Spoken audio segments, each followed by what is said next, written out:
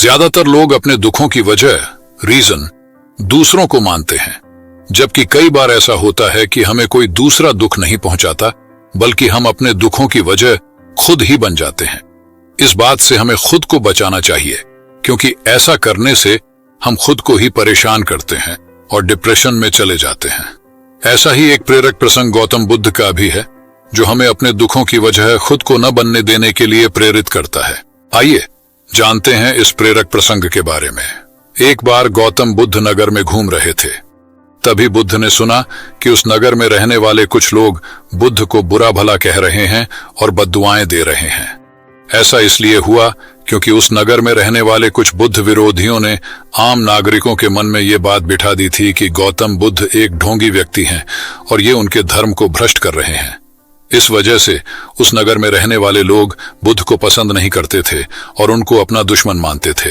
गौतम बुद्ध ने जब नगरवासियों के इन उलाहनों को सुना तो वह एक कोने में शांति के साथ खड़े हो गए और उनकी बुरी बातों को आराम से सुनते रहे।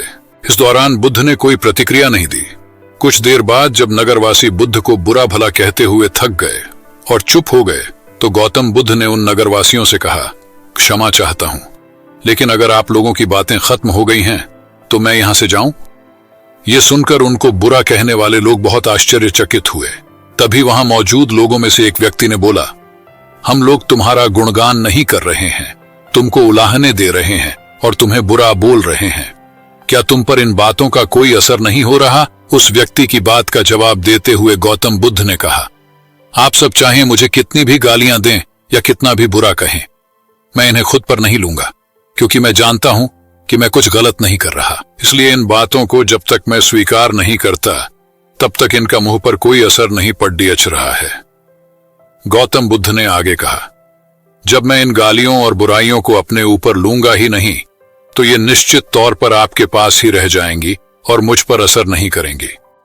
गौतम बुद्ध का ये प्रेरक प्रसंग हमें ये शिक्षा देता है और इस बात के लिए प्रेरित करता है कि जब आप गलत नहीं हैं, तो किसी की गलत और निगेटिव बातों का असर कभी भी खुद पर नहीं लेना चाहिए।